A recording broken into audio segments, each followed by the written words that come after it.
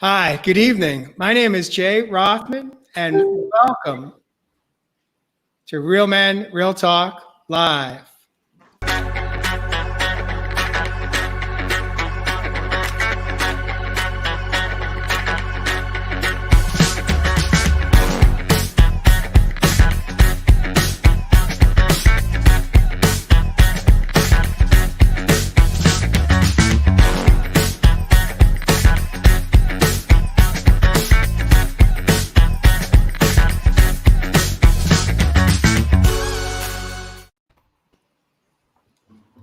Yeah. All right.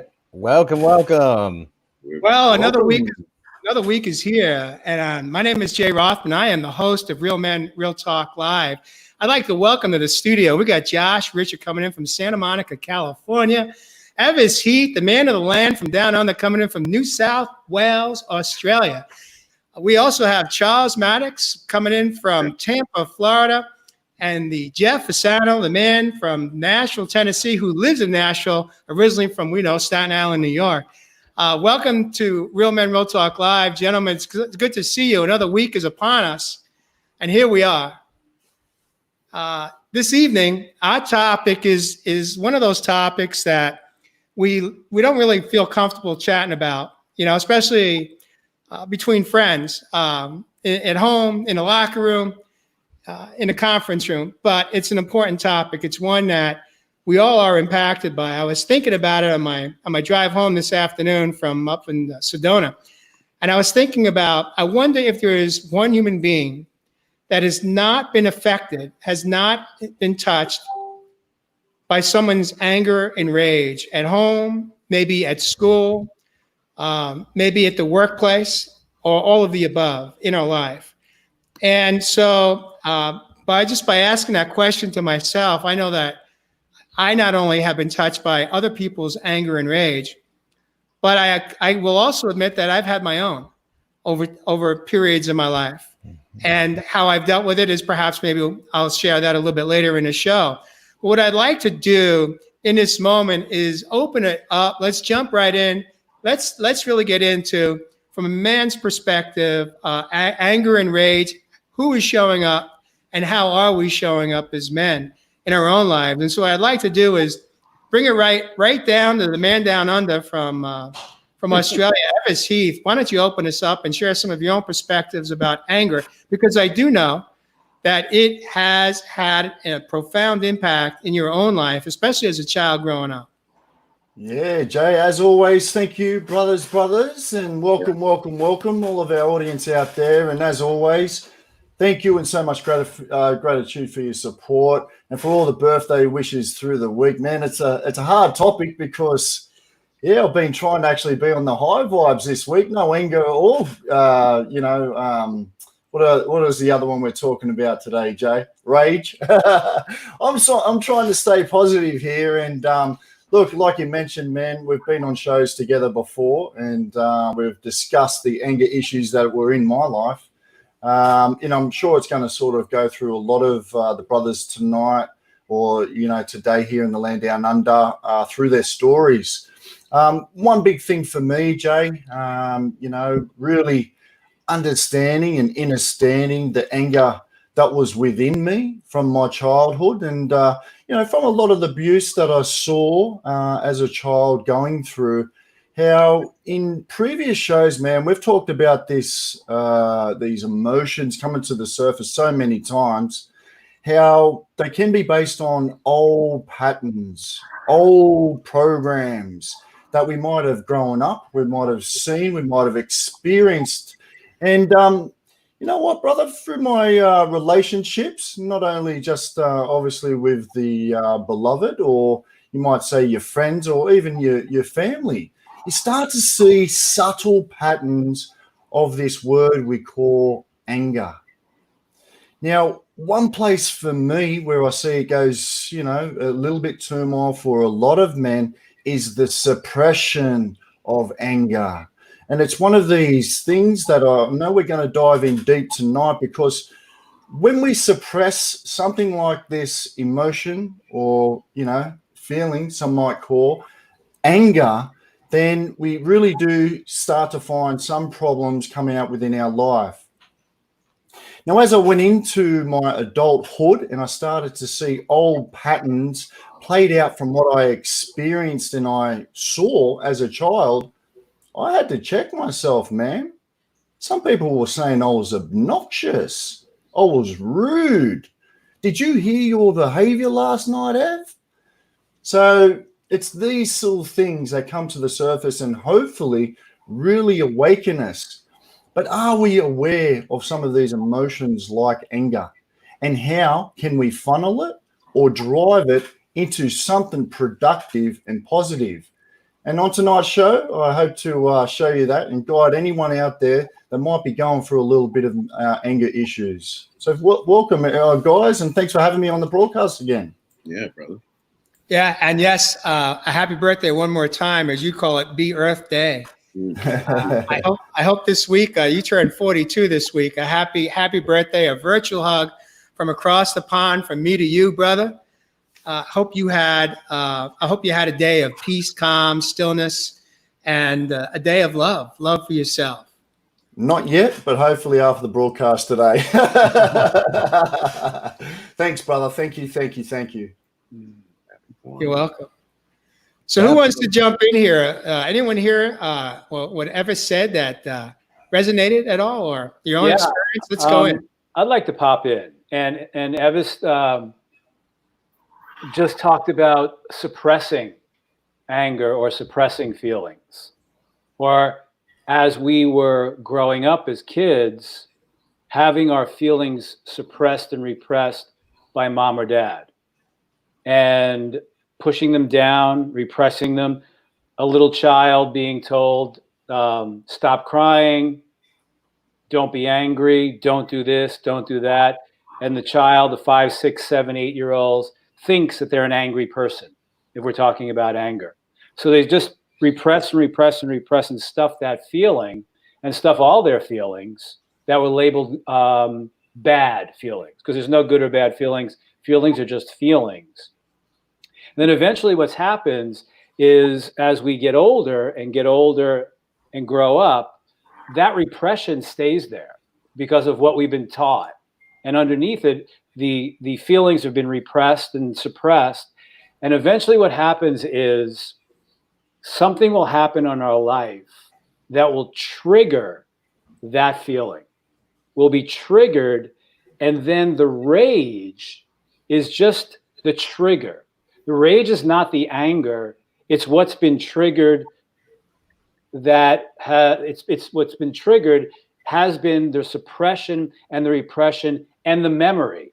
So what the rage could be a rage at mom for suppressing and repressing those feelings or that feeling. So the key to this is when that happens is to release that charge. What's been triggered is the charge. So every feeling that we have has a charge attached to it, whether it be joy. If you're joyous or something funny happens, you laugh. That's how you release the charge of joyous or laughter or something that you're happy about. When the anger is triggered, the rage is triggered, that's the charge.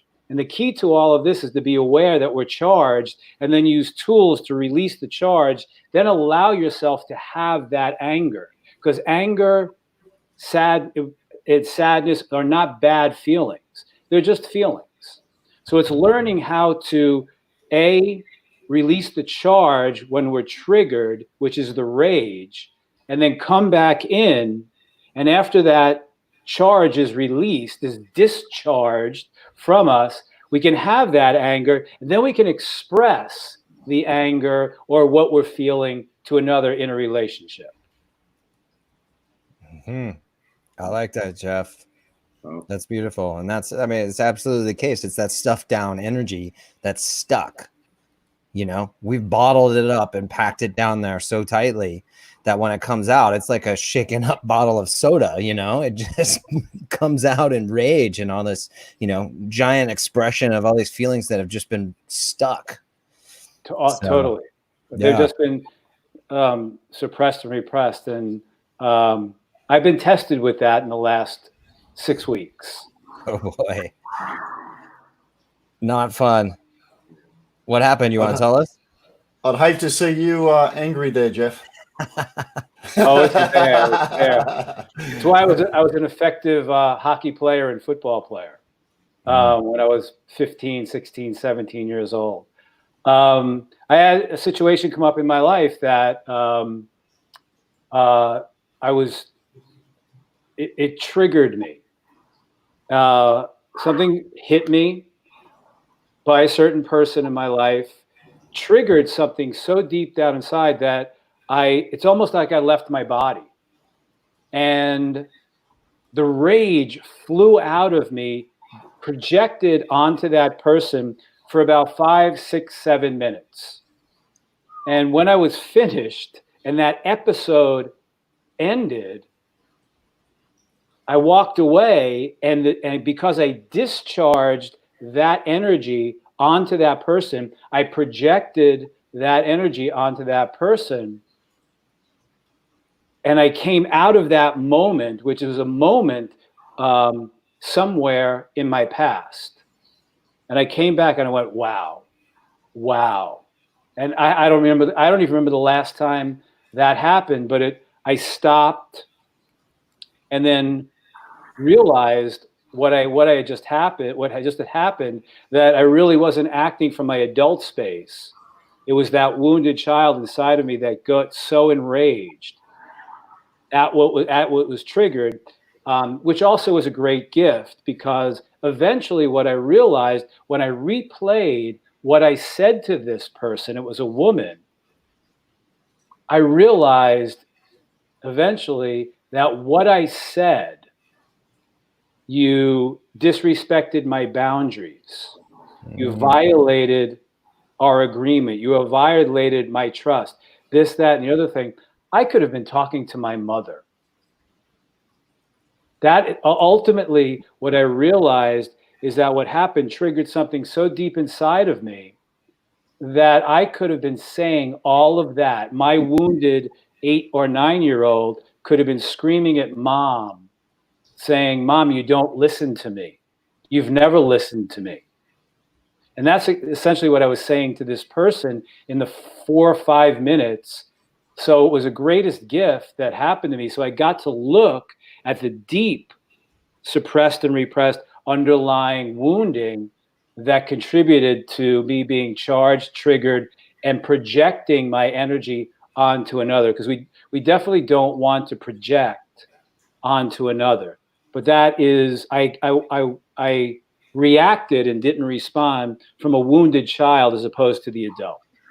Jeff, I really love what you just shared, because I think you touched on a couple of key points. One is that when we are activated or triggered in a rage or anger, two things that come up for me. One is we don't realize how much of an impact our behavior is having on somebody else. Now, it could be an adult, but it could also be a child.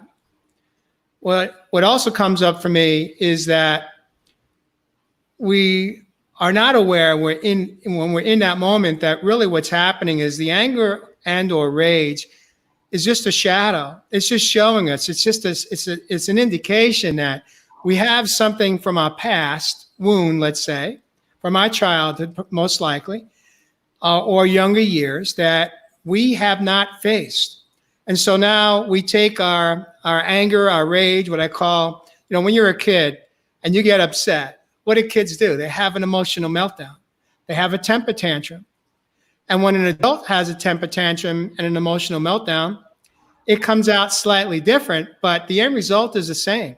If we were to, when I ask myself or when I ask a client, when they share a situation or a circumstance that they just went through, and I ask them in that moment, how old were you feeling, as you just indicated? Even though you showed up as the adult male just a few weeks back, activated, pissed off, and angry, and you violated this woman's boundary, it truly wasn't you as the 61-year-old man showing up. You acknowledged that. It was you as that younger boy not being heard by your own mom, not being understood by mom. And so as a male adult, my question to all of us, men, not just here tonight, is are we aware of how much of an impact how we behave and how we show up is affecting everyone around us. And how important is it for us to have that awareness? Because once we have the awareness, it's a choice that we now can take to work on how to show up differently, how to create tools for ourselves so that we don't just have an emotional meltdown like that 5-year-old having a temper tantrum on the floor, screaming and yelling and crying and stamping their feet. We've all been there. Charles, you've been awfully quiet. And so I want to welcome you tonight to Real Men, Real Talk Live. And let's have you jump in right here. What's going on? Thank you guys for showing up today, man, and thank you all, everybody who's tuned in today. You know, I don't know if it was how I was raised. You know, I think I was raised in a very spiritual, religious family, and it was, you know, pretty much my mom. She was, you know, really kind of, you know, soft-spoken, and you know, even though she was firm. So it was really just me and her. And my dad, he was a good guy. And literally my dad never put a hand on me, never beat me or spanked me or anything like that. So I don't know if it was how I was raised, but I didn't have any rage. I didn't have any anger issues. You know, I think that even when I look at, you know, the struggles that I'm in now, whether it's with relationship or you know, work or even if somebody is wrong, I think I always look at, you know, the other side, the positive in something, you know, that you work through it, that there's always better on the other side, that, you know, even someone has harmed you, that you know, if you dig one grave, dig two, you know. So I really wouldn't say I can't relate. I think I can relate from some of the work that I do, as far as helping people with, you know, chronic conditions and pain. And sometimes I hear their anger and I feel their pain, and I could understand, you know, when you're suffering from something and you might be angry, that, you know, why is this happening to me? You know, and I hear some of the horror stories. I look at my mother and I wonder how, you know, some of these people cope, when you would think that they would be the first people to you know, be enraged and really hate life and want to end it all.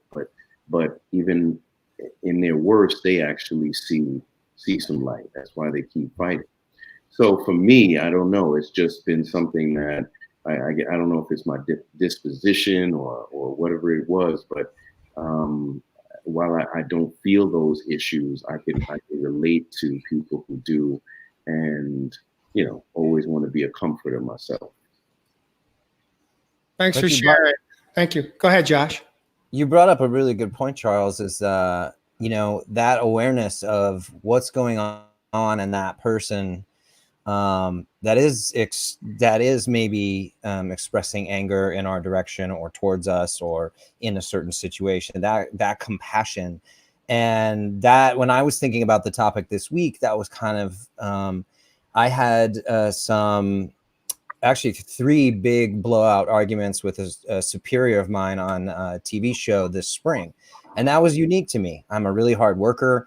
You know, I'm happy, I'm fun, I have a good time with everybody. But for whatever reason, this person just kept nipping at everything I was doing and questioning my work. And I was just, sort of blown away at first. And he would come at me at it like a 12. I mean, coming in hot, yelling, and your first reaction. And I admit, the first 2 times that he came at me, I wasn't my best self. I jumped back in anger and yelled back because I felt like I had to be that lion to step to that same level of power that he was coming at me with. And I wasn't in my aware self like you're talking about, Charles. But the 3rd time, because I had an awareness between the second time, right after the second argument, I was like, what? Because I remember that one of the roots to anger is fear.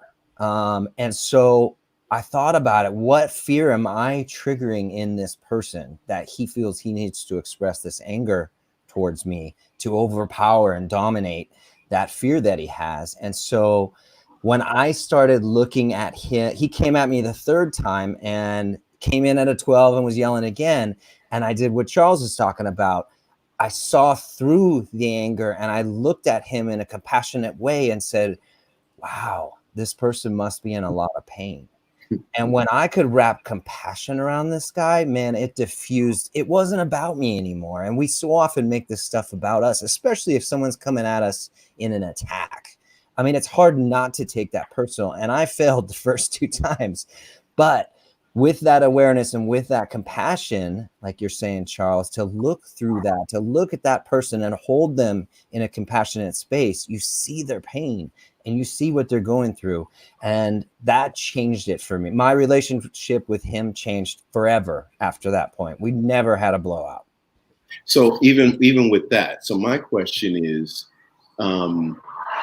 because even when I have some issues, like the same thing where you were talking about, Josh, we were on set, man, and there was a lady who was a part of the company, one of the sponsors, and man, this woman got on everybody's nerves on it, and I would have loved to kind of curse her out, you know, but I approached somebody else on the show who was working with me, and I said, do me a favor, man, go give her a piece of. You want to give her a piece of your mind as well. Please go give her a piece. And then another one of my production assistants wanted to give her a piece of mind. I said, go give her a piece of your mind. You know what I'm saying? Go finish her off. Do what you got to do. I mean, so even when it bothered me, I still was able to just, you know, transfer it over and still not let it get underneath my skin to the point where it angered me where I wanted to lash out. No, so I want to ask you guys if you've had some of those issues. Is it a selfish issue? Is it something that, you know, you are not thinking about the other person? Because it's like you mentioned, like people were saying that you were rude or whatever like that. I mean, where did that come from inside of you? What was it that you needed to work on? What do you Look, brother, that was early in my life, you know, just coming out of my teenagehood. But, you know, from you guys that are talking about this reaction sort of nature that particularly a lot of men do have, you know, you got to look at it from a hormonal place as well. But if you're reacting to some sort of circumstance, person, place, or thing outside of yourself, that's where you don't have this ability to respond. You're not at that 0 point energy. You're allowing these hormones, that cortisol, those stress hormones to really take over your body. And this impulsive behavior can just come out. It's not actually being repressed, but it's actually bursting out onto someone. And then you play the blame game, not only on the other person, but possibly on yourself. The shame sets in, the guilt sets in, and all these other things. So what your brothers are talking about, it's really that ability to be able to respond as opposed to this reactive nature. And I think we've all been in that position. What do you reckon, Jay? No doubt. No doubt. We've all been there. We've either been on the receiving end or the giving end. And you know what I've learned is that we don't have control how other people show up. What we do have control is how we show up. And that takes practice. It takes practice to break the old cycle, the old loop of what either we were taught at home or how we thought it was working for us. You know, there are many men, even in business, that were bullies when they were kids and they grow up and now they're adult bullies and they still show up in the boardroom as bullies. Even in politics, we see it. And so, you know, it really comes down to is, how do I show up? And I want to take a moment to acknowledge those that are watching in the audience in our community that are joining us. If you have any questions, feel free to put them up and we'll do our best to answer, respond. But we got a lot of activity, a lot of action with those in our community that are sharing their own perspective. And there's some good points being raised here. And at the end of the day, it really comes down to, what do I have control over? Am I going to react or am I going to respond? Am I going to jump into the boxing ring or am I going to say time out? Like, I'm going to take a pause, because this is what I know. There has never been a time in my life when I've lost control and I'm in anger or rage where 5 minutes or 5 hours later, I'm not then shaming myself and feeling guilty for how I showed up. I never walk out of that moment, that exchange with somebody else, and feel good. Now, in the moment when I'm got my boxing gloves on, I'm saying, okay, let's do it. In that moment, my ego state, that's ego's my best solution to getting through that second, that moment of anger, that rage.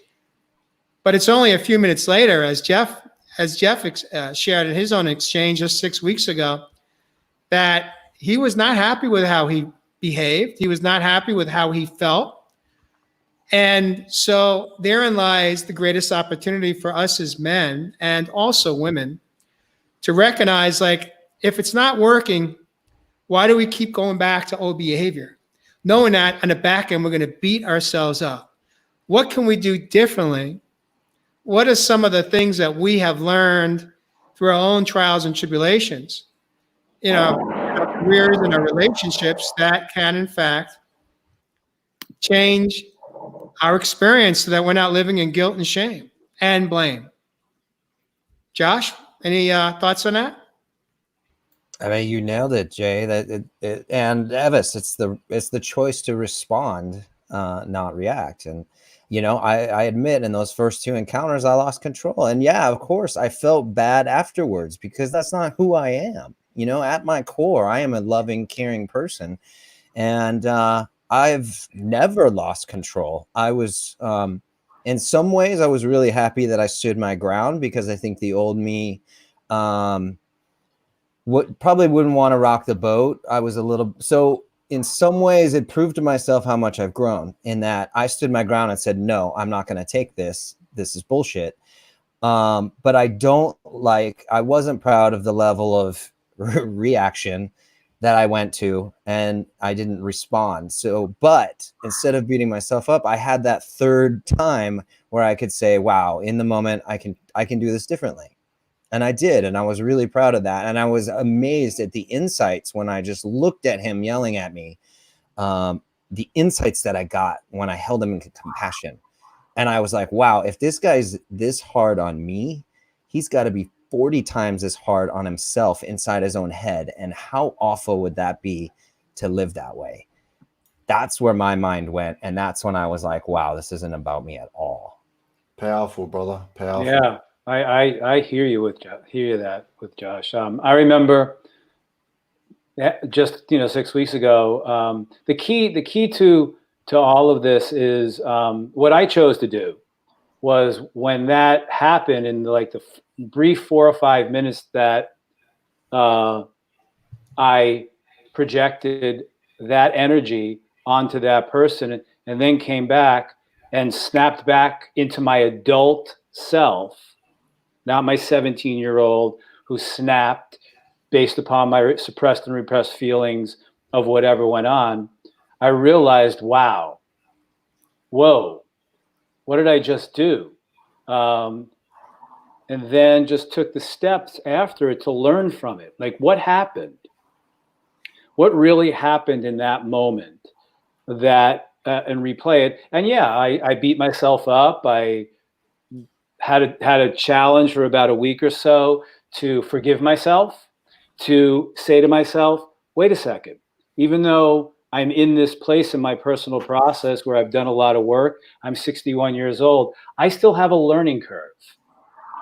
There's still a learning curve here. What do I need to learn more about what's deeper down there, and why I did react as opposed to respond? And that is what I need to go and learn, and then quite possibly come to terms with and release that wounding that's down there, maybe from mom and dad, who knows? And that's the path that I took with it. If we are in this process of self-mastery, life mastery, it's important to realize that we have this learning curve. And if we choose in that moment, like Jay just said, am I going to continue to repeat these old behaviors, these old patterns? Or in that moment, when we snap back into the adult self and then all of a sudden become remorseful about the behavior that we just projected onto somebody, can we say, I need to look in the mirror now? I need to look in the mirror at myself and say, what just happened? Why did I react? Why did I fly into that rage? Why did I project that energy on that person? And that's what I chose to do, and that's what we can do. But go into self-forgiveness and always know that we're still having in this learning curve. But like everything that we've discussed on this show so far, it's about moving deeper within to say, can I still learn more about myself, about why I continue these behaviors if I do? Like Josh just said, that's not really me, but I was triggered in that moment. What is that triggering? And that's what I had to look at. What is this really, really triggering? Because it had nothing to do with that person. That person was just a proxy in that moment for me to step back and say, wow, I need to learn more about myself. I need to go deeper within. Love that, Jeff. Love that, brother. Totally. Come on, Charles, man. What triggers you, my brother? Oh man,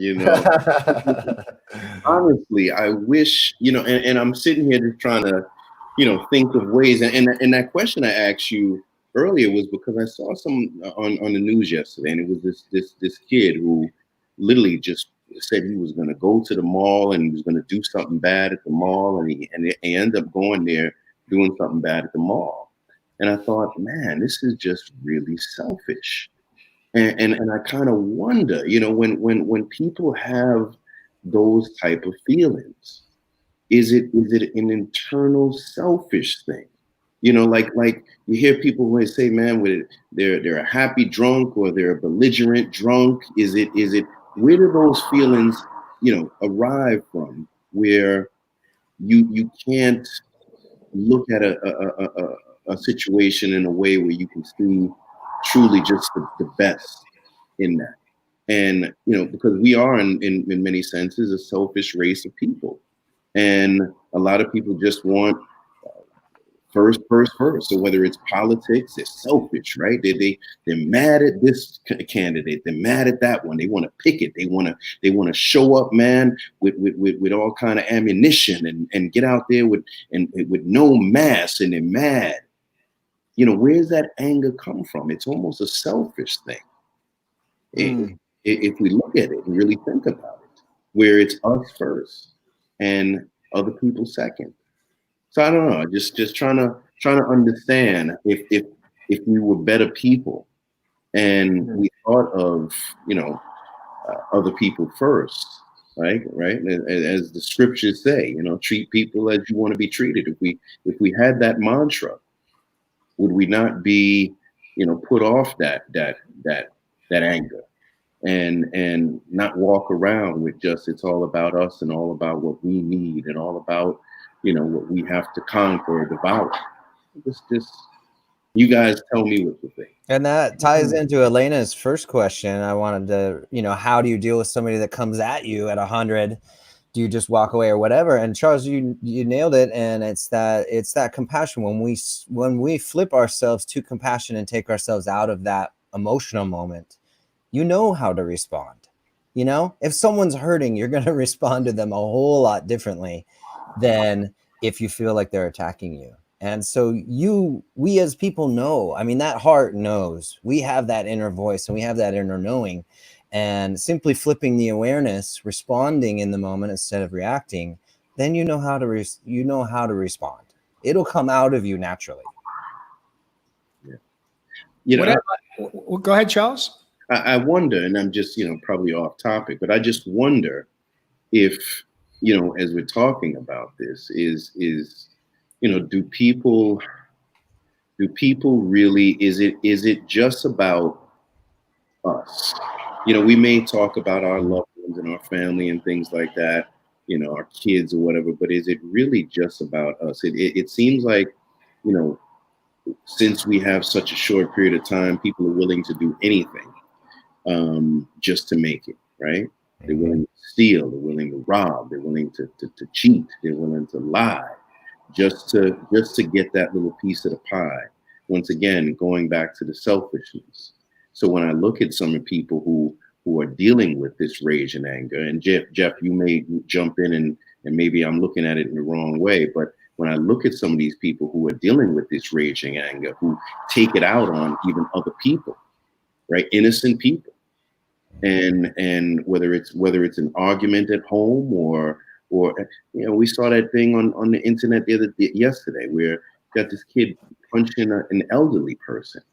I mean, where's that anger and rage coming from? Once again, it's selfish.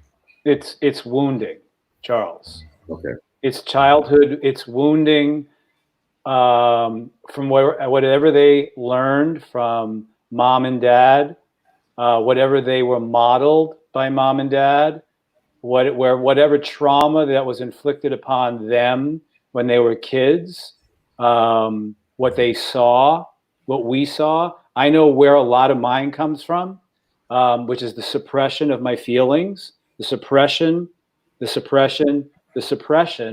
of it. And then it is repressed and suppressed so deeply that when we're triggered, it's almost like going into an out-of-body experience and you just lash out at whoever is triggering you.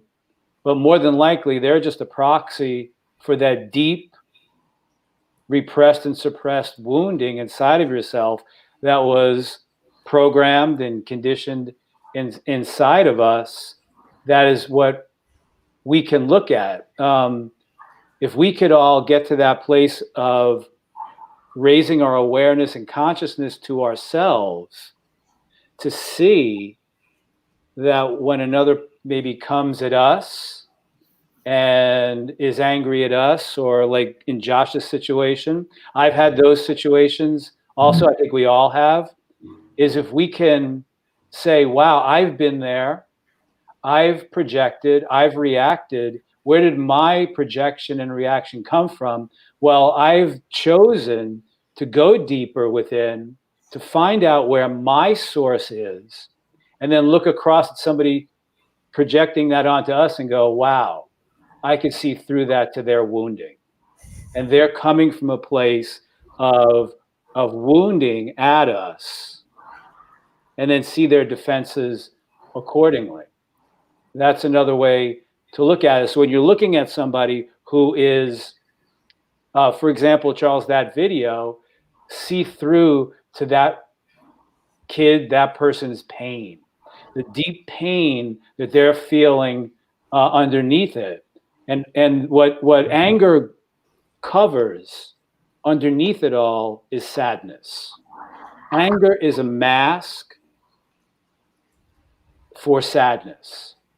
So underneath the anger is this deep sadness, probably of the longing for a greater depth of, I wish I was nurtured more and loved more.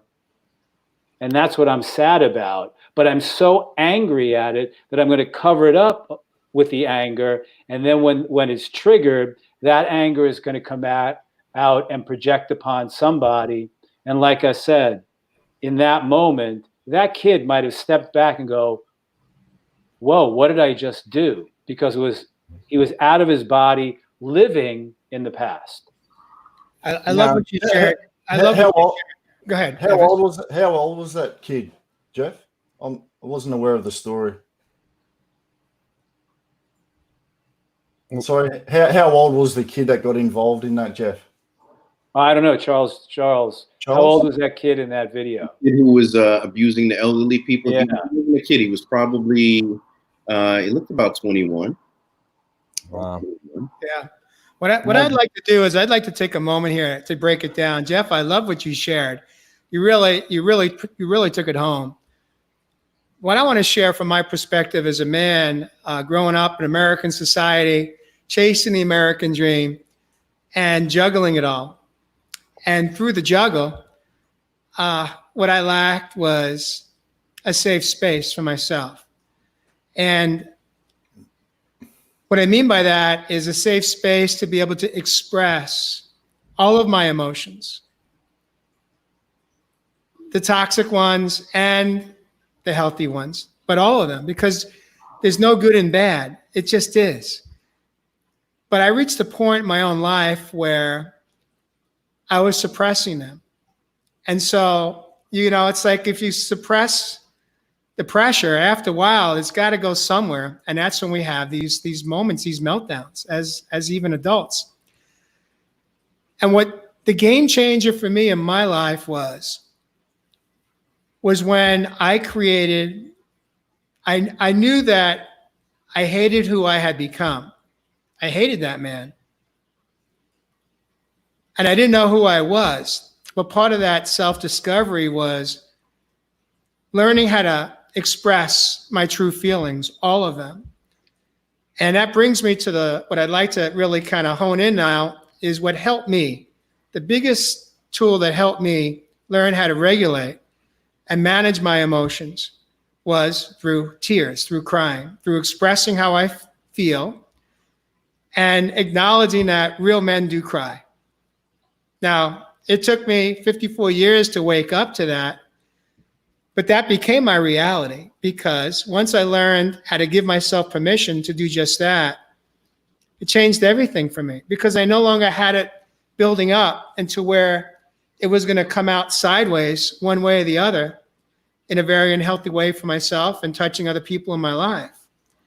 But once I gave myself permission to start to express, first get in touch with what I was feeling, and then to be able to express them.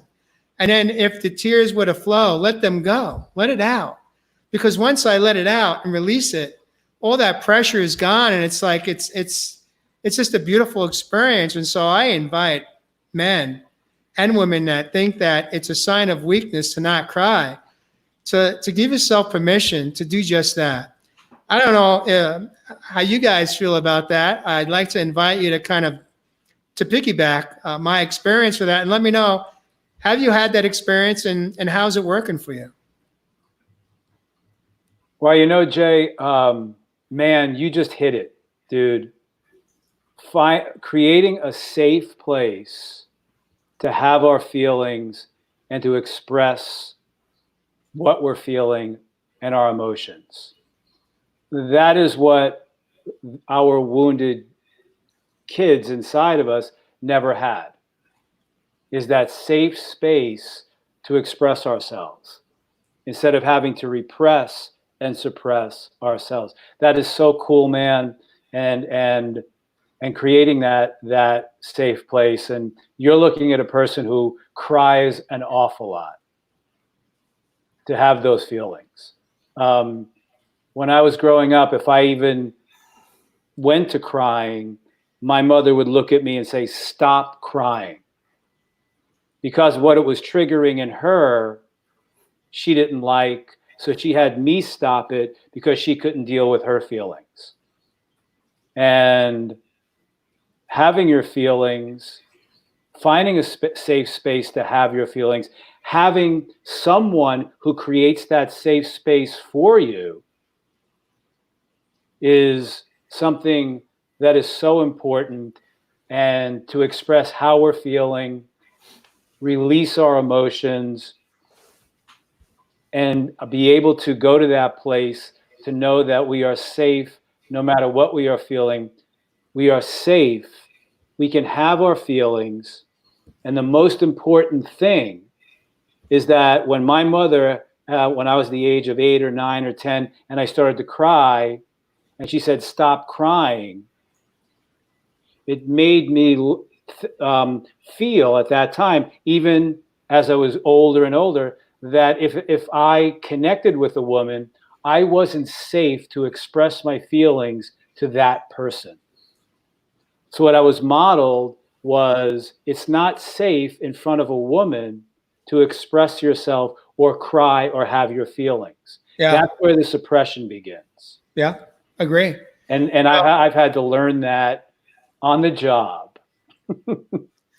I think as a man and as a father of having raised 3 sons, what I lacked was I didn't mentor my children the way I would if they were younger, as in those younger years. Because in those days, I didn't feel safe to cry as a man, as a husband, as a father. But I think where it really begins is at home.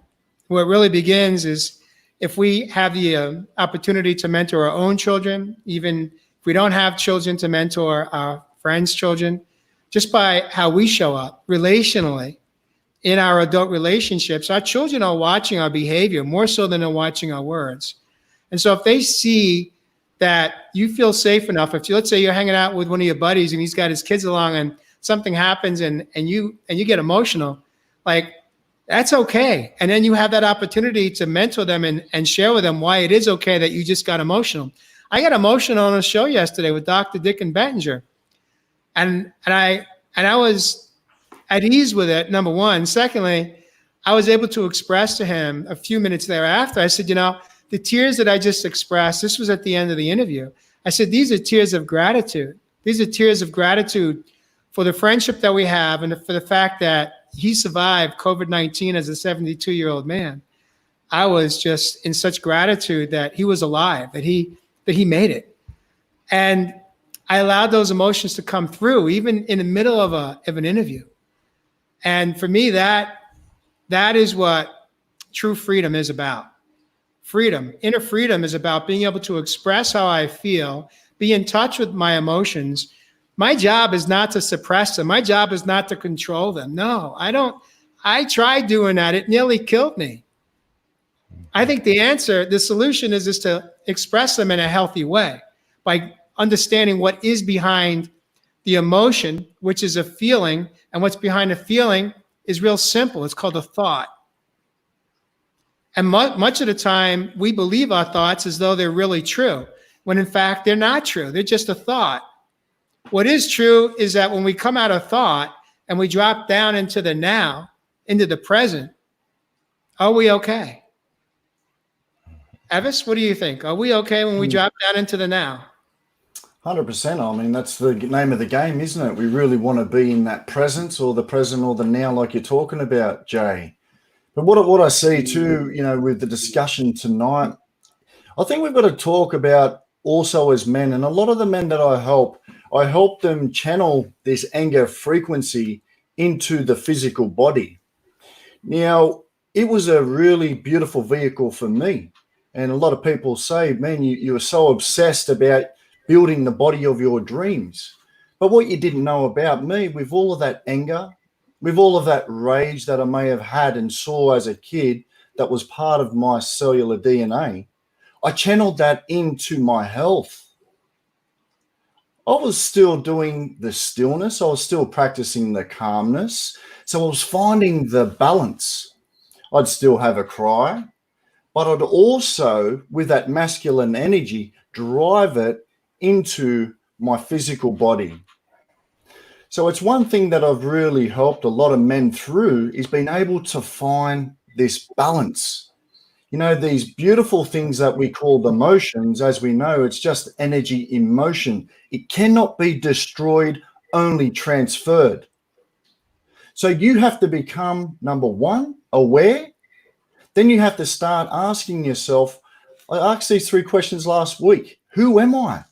If that's not the right person where I am now, then you know what? I'm going to start putting up some healthy boundaries. This doesn't feel right, man. All right, now that I know who I am, where do I want to go? Well, this is the path that I want to drive on.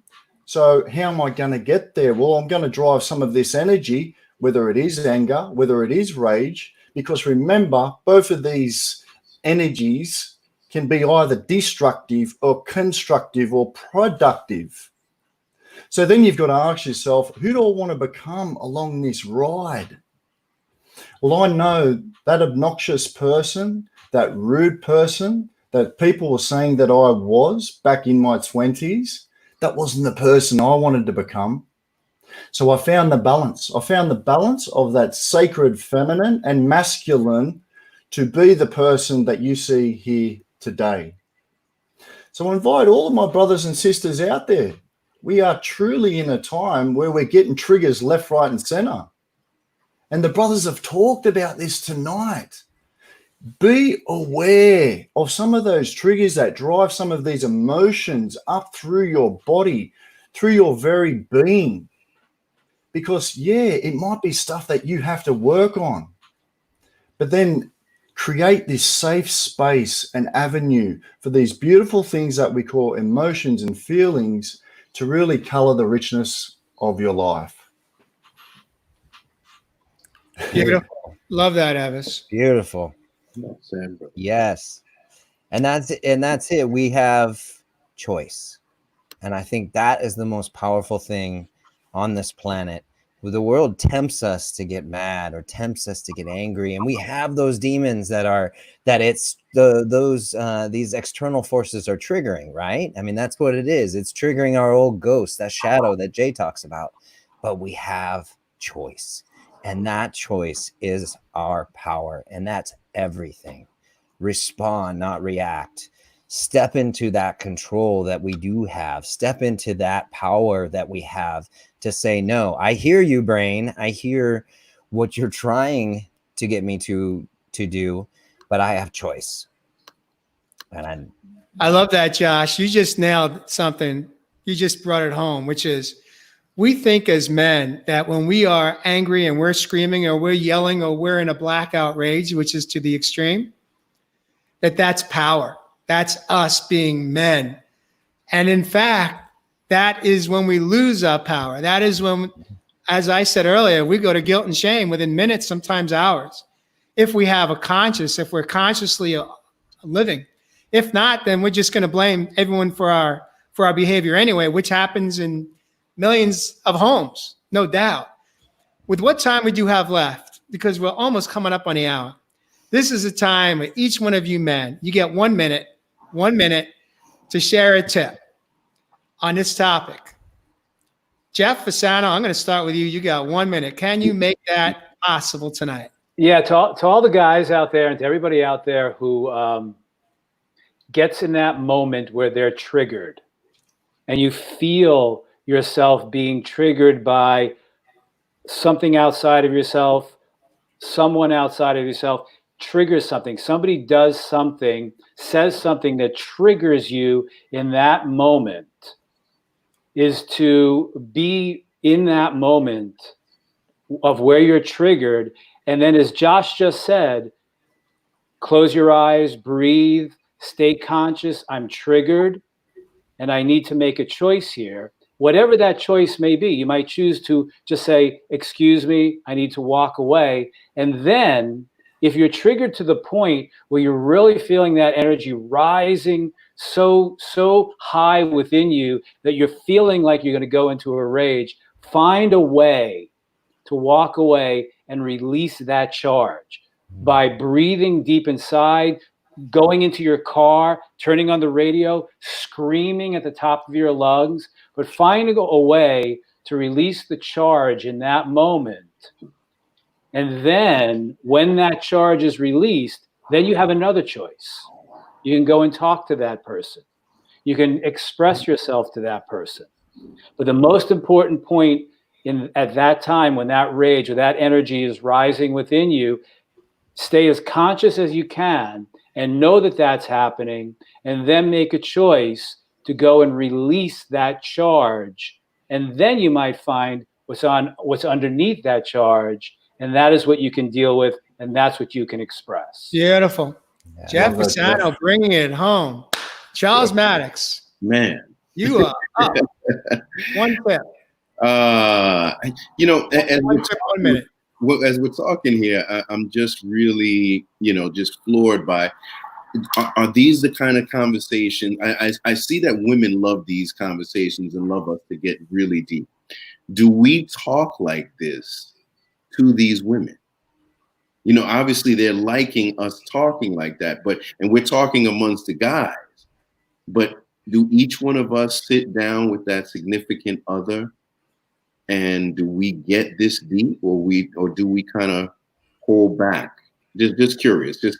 But I was just thinking that, just peace, man. I mean, I'm really, like I said, I live my life for others, and obviously controlling, my emotions is key, right? Ogmandino said, master your emotions. We shouldn't allow our emotions to master us. So I think that I've been able to pretty much master my emotions and once again put other people first, in a sense of, that's my mission and that's my journey, and to have a bad attitude, to have anger issues would kind of hold me back from doing some of the work that I'm doing. So just peace, man. Just release it, release it, and just think of something better. Think of a better day. Think of a better time. Think of a better circumstance. That it's never over. No matter what, how bad it gets, it could always be better. It could always be worse, per se. If that's what you want to think about it. So just peace, man. Just keep giving. Have a purpose, and in that purpose it's a greater purpose, from a higher power. So Beautiful. I'll keep it simple, Jay. I'll keep it simple. Man, when I was able to forgive not only my past, but myself, I was able to heal. When I was able to let go of attachments through emotions, feelings, and come back to that 0 point energy, I was able to grow. And I'm going to keep it as simple as that, Jay. Thanks for having us tonight, guys. Josh, you're up. That's beautiful, Evis. That's beautiful. The forgiveness, the self-forgiveness too. Self-love is huge. And I know we've talked on it in the past. And I think what I wanted to close with was that it's okay. We're talking about the awareness in the moment, and that's a hard thing. It takes practice. And what happens when you start being aware is you'll realize it afterwards, after you've had an outburst, after you've had something, and that's okay. Because as you stay aware, you'll get closer to the actual trigger moment, and then you'll be aware of it before it happens. You're gonna be like, oh, wow, this is right in a moment when I would normally explode, and I'm not. And it's weird. And, it's okay to be awkward in it for a little bit while you're getting the process down. So it's not a failure if you explode and then you realize afterwards you learned. That's a learning moment. And those learning moments get closer and closer to the event and then start to precede the event that you're tempted to have an outburst or to get angry or to get mad, or, and this includes beating yourself up too. The pressures that we put on ourselves and the anger that we direct towards ourselves when we don't achieve certain things. So this anger isn't only towards other people. We can use these tools to love ourselves and be kind to ourselves as well, because we deserve that.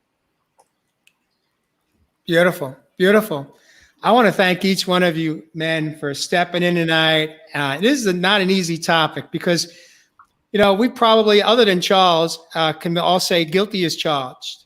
Guilty as charged, meaning we have all, I will speak for myself. As I've said, I was not a rageful man. I was not a rageful father or husband. However, I had times that I was triggered and I'd lose control.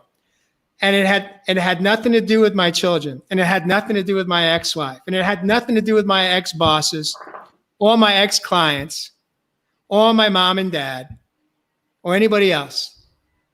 It had everything to do with me.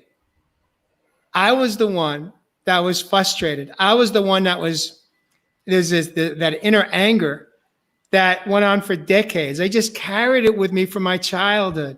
And I love how we touched on self-forgiveness. We also touched on forgiveness of others for that individual perhaps that impacted our life, that changed the trajectory of our life, that was our teacher and mentor and showed us how to show up as adults. That is not necessarily the healthiest way. And by forgiving them and by forgiving ourselves, it opens us up to what I refer to as the greatest gift we could give ourselves, which is inner freedom. And that's what this conversation is about. The power is in surrender. The power is in coming home. The power is in forgiveness. And the greatest power is in self-love. And with that, I'd like to thank everyone in our community for joining us tonight on this topic of anger and rage coming from the man's perspective. Please join us next week. Hold on, Jay. hold on. Can you just let's channel something. Let's all put us in a mode right here. Let's all, everybody take a breath together and kind of give us 2 seconds, Jay. All right. Can you set that up for us, Jay? I think you just did a great job with that. Yeah, brother, you keep diving in there, man. I'm feeling that, Charles. Yeah, go for it. Tuning in. Everybody who's tuning in, just take a second to just decompress, just to unwind for a second. Take a deep breath. Close your eyes.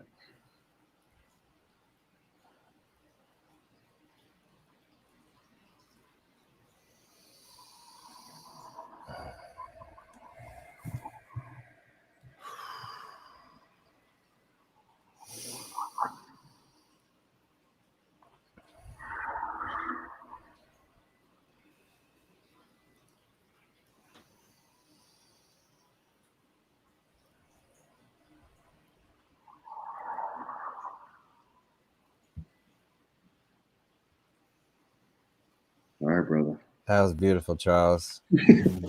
Love it. And thank you, as always, to everybody who's joined us tonight and for sharing and telling others about the show. We so appreciate you. We are grateful for you showing up. Yeah. I second that. Share, everybody. Thanks for supporting us, everybody, and showing your interest in what we have to say and share and be. Comes from love. Yeah. And who is Imbalance Pilates Terry? He got some interesting comments over there. Keep them coming. Keep the comments coming. Thanks, Brandy. Have a great night as well. Good night, everybody. Thanks, brothers. Yeah. Peace out. We'll see you guys next week. I love you guys. Stay healthy, stay safe, and stay real on Real Men, Real Talk Live.